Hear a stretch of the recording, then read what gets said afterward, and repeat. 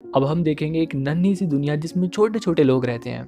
Movie की starting में हम लोग देखते हैं कपल को जो अपने नए घर में शिफ्ट हुए हैं। इस आदमी का नाम है रॉब जो अपने नए घर के लिए कुछ सामान लेकर आता है, और इसकी बीवी का नाम है गेल जो अपने नए घर में सामान को सेट कर रही है। इनके घर में एक पुराना फ्रिज भी है जो इस घर का पुराना मालिक यहीं पर छोड़ के चला गया। गेल अपने पति से उस फ्रिज को हटाने को कहती है, लेकिन उसका पति कहता है कि हमें पुरानी चीजें रखनी चाहिए, पुरानी चीजें अच्छी होती हैं। गेल नई फ्रिज खरीदना चाहती थी, लेकिन घर खरीदने के बाद रॉब के पास इतने पैसे ही नहीं बचे थे कि वो नया फ्रिज खरीद सके। इसके बाद ये लोग साथ बैठकर ड्रिंक एंजॉय करने की सोचते हैं, क्योंकि ये लोग घर का काम करते करते काफी ज्यादा थक गए थे।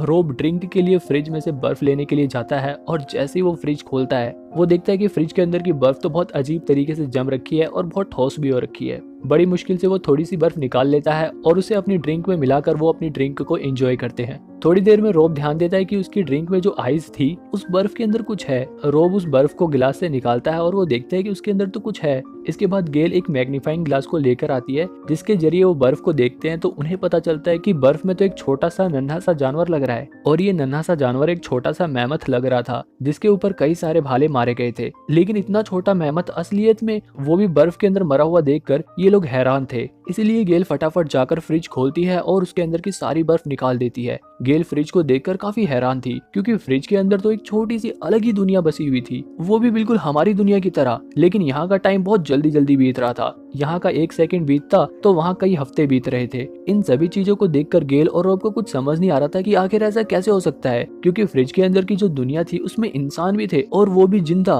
वो छोटे छोटे इंसान गेल और रॉब को देख सकते थे। शायद इन लोगों को गेल और रॉब कोई दानव लग रहे हो या फिर कोई राक्षस, लेकिन इन लोगों को इन दोनों से कोई दिक्कत नहीं थी। इसके बाद वो फ्रिज बंद कर देते हैं और रॉब उस छोटे से मैमोथ को जो उन्हें आइस क्यूब से मिला था वो उसे अपने गमले में दफन कर देते हैं। थोड़ी देर बाद जब ये लोग दोबारा से फ्रिज को खोलते हैं तो ये लोग देखते हैं कि अब वो शहर मिडल एज से इंडस्ट्रियल एज में पहुंच गया है। यहाँ का समय बहुत तेजी से बदल रहा था। ये लोग सिर्फ थोड़ी देर के लिए फ्रिज से दूर हुए थे और इतनी ही देर में यहाँ की दुनिया में इतना बदलाव आ गया, मानो जैसे यहाँ पर कई सदियां बीत गई हो। अब यहाँ कुछ ही मिनट में बड़ी बड़ी बिल्डिंगें बन जाती हैं, और ये बदलाव देखकर रॉब और गेल काफी उदास हो जाते हैं, क्योंकि इन्होंने फ्रिज में जो पहले की दुनिया देखी थी वो उन्हें ज्यादा अच्छी लग रही थी। वो दोनों सोचते हैं कि फ्रिज के अंदर के लोग इन दोनों के बारे में क्या सोच रहे होंगे, क्या वो इन्हें भगवान समझ रहे होंगे या कोई एलियन। जब भी फ्रिज के अंदर की दुनिया के अंदर के दो कंस्ट्रक्शन वर्कर उनके बारे में बात कर रहे थे, वो दोनों आपस में बात कर रहे थे कि हम लोग इन्हें रोज देखते देखते बोर हो गए हैं। अब वो दोनों देखते हैं कि वो इंडस्ट्रियल कम्युनिटी एक मॉडर्न कम्युनिटी में बदल गई है, और वहाँ पर आसमान को छूती बिल्डिंगें बन गई हैं। उस दुनिया के आसमान में हमारी दुनिया की तरह एरोप्लेन्स उड़ रहे हैं। वो दोनों दुनिया के टाइम को बदलते हुए बहुत गौर से देख रहे थे। उस दुनिया के लोगों ने हमारी दुनिया की जितनी तरक्की कर ली थी, रॉब हर एक चीज को बड़े ध्यान से नोटिस कर रहा था कि कैसे इतनी तेजी से यहाँ पर बदलाव आ रहा है, और आखिर अब इसके बाद होगा क्या। जब भी रॉब देखता है कि वो चमकती हुई चीज क्या है, जब तक वो कुछ समझता रॉब एक झटके से दूर गिर जाता है। गेल रॉब की मदद करती है और वो देखती है कि रॉब का चेहरा तो जला हुआ लग रहा है। वो समझ जाते हैं कि इस छोटी सी दुनिया में वॉर शुरू हो गया है, और वो चमकती हुई चीज एक रॉकेट लॉन्चर थी। वो देखते हैं कि फ्रिज की दुनिया में तो न्यूक्लियर वेपन से युद्ध चल रहा है। उन दोनों से ये सब देखा नहीं जा रहा था। उन्हें लगा कि ये सब इतनी जल्दी खत्म नहीं होने वाला, इसीलिए वो लोग फ्रिज बंद कर देते हैं और अपने खाने के लिए पिज्जा मंगवाते हैं। अब लगभग 1 घंटा बीत गया था, और पिज्जा खाने के बाद वो लोग सोचते हैं कि आखिर अब फ्रिज की दुनिया का क्या हुआ होगा। वो दोनों फिर से फ्रिज को खोल के देखते हैं। हालांकि इस बारी वो लोग काफी डरे हुए थे, लेकिन इस बारी फ्रिज खोलते ही वो लोग बड़े हैरान हो जाते हैं, क्योंकि वहाँ वॉर खत्म हो गया था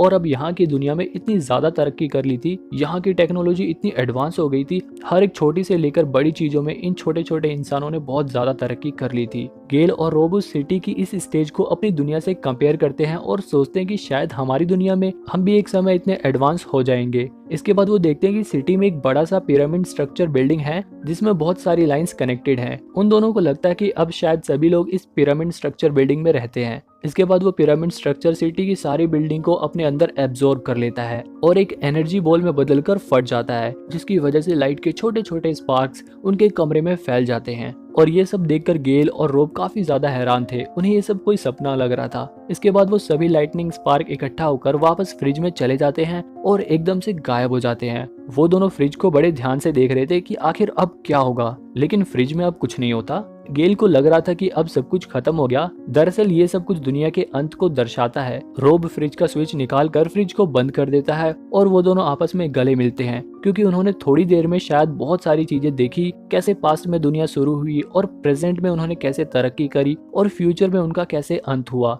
अगले दिन वो दोबारा से ये जानने की जिज्ञासा से कि आखिर फ्रिज में अब क्या हो रहा होगा, वो फ्रिज को खोलते हैं और वो देखते हैं कि वो छोटे छोटे इंसान वापस आ गए हैं और ये समय डायनासोर्स का है। यहीं पर ये मूवी एंड हो जाती है। ये मूवी हमें हमारी दुनिया की शुरुआत से लेकर हमारी दुनिया के अंत को एक मजेदार कहानी के जरिए समझाती है।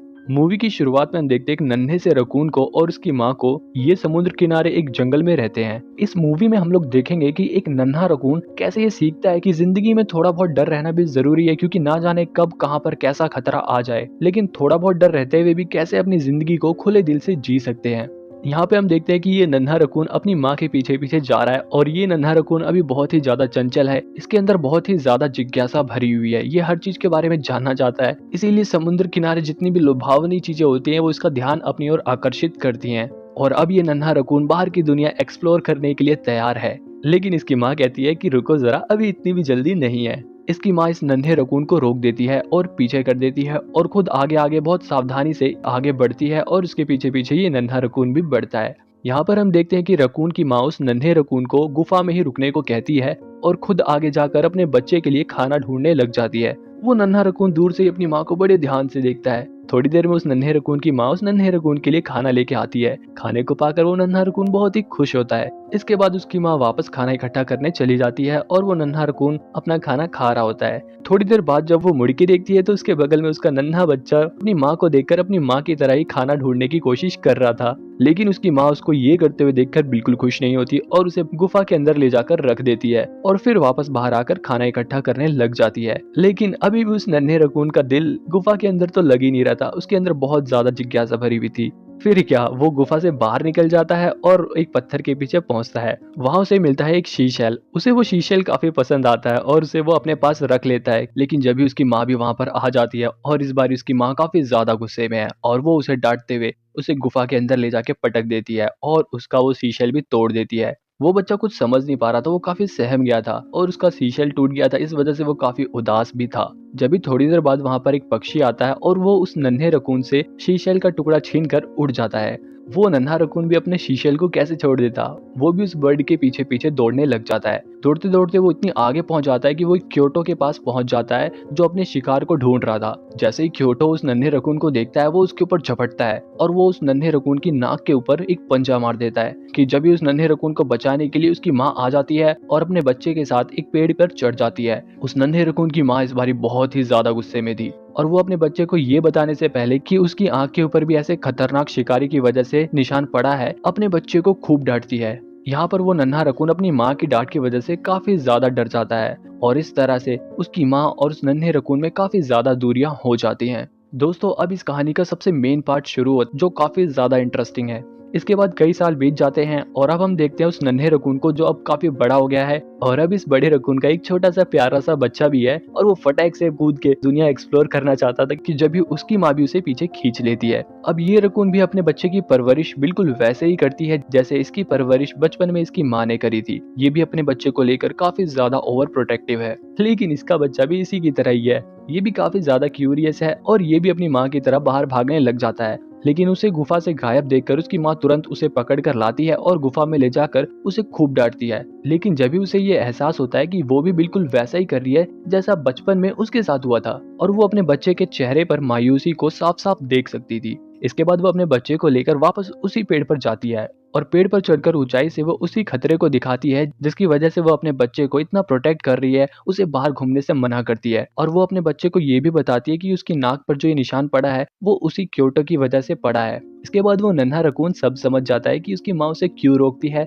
और वो बड़े ही प्यार से अपनी माँ की नाक पर पड़े निशान को सहलाता है। इसके बाद हम लोग देखते हैं कि रकून की माँ अपने बच्चे को बड़े ही प्यार से खाना ढूंढना और तो और वो अपने बच्चे को पीठ पर बैठाकर बाहर भी घुमाती है और अपने बच्चे को सिखाती है कि डर भी जरूरी है लेकिन जिंदगी खुल के भी जीना बहुत ही ज्यादा जरूरी है। इसके बाद शाम होते ही वो वापस उसी पेड़ पर अपने बच्चे के साथ पहुंच जाती है और अपने बच्चे को एक शीशेल गिफ्ट देती है। अब इन दोनों मदर और चाइल्ड के बीच में जो रिलेशन है वो काफी ज्यादा अच्छा हो चुका है। इस वीडियो के दोनों part love, death and robot के सबसे फेमस एपिसोड हैं। आप मेरे को कमेंट में बताना कि आपको ये दोनों एपिसोड कैसे लगे और चैनल को सब्सक्राइब करके हमारी ये वाली वीडियो देखो।